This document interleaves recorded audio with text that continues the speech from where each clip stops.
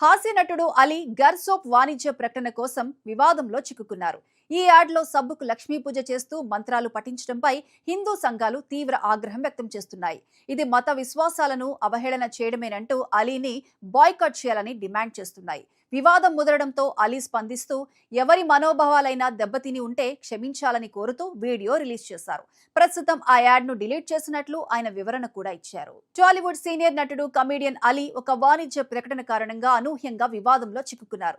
Social మీడియాలో విపరీతమైన ఆదరణ పొందుతున్న గర్ సోప్ బ్రాండ్ కోసం ఆయన చేసిన ఒక యాడ్ హిందువుల మనోభావాలను దెబ్బతీసేలా ఉందంటూ నెట్టింట పెద్ద ఎత్తున నిరసనలు వ్యక్తమయ్యాయి. ఈ వివాదం కాస్త ముదరడంతో అలీ స్వయంగా రంగంలోకి దిగి క్షమాపణలు చెప్పాల్సి వచ్చింది. ఇటీవల అలీ గర్ సోప్ అనే సబ్బుకు సంబంధించిన ప్రకటనలో నటించారు. ఆ యాడ్ లో ఒక సబ్బుకు లక్ష్మీ పూజ చేస్తున్నట్లుగా చూపించడం, బ్యాక్గ్రౌండ్ లో పవిత్రమైన లక్ష్మీదేవి మంత్రాలు వినిపించడం తీవ్ర చర్చకు దారితీసింది. కేవలం ఒక సబ్బును ప్రమోట్ చేయడం కోసం మతపరమైన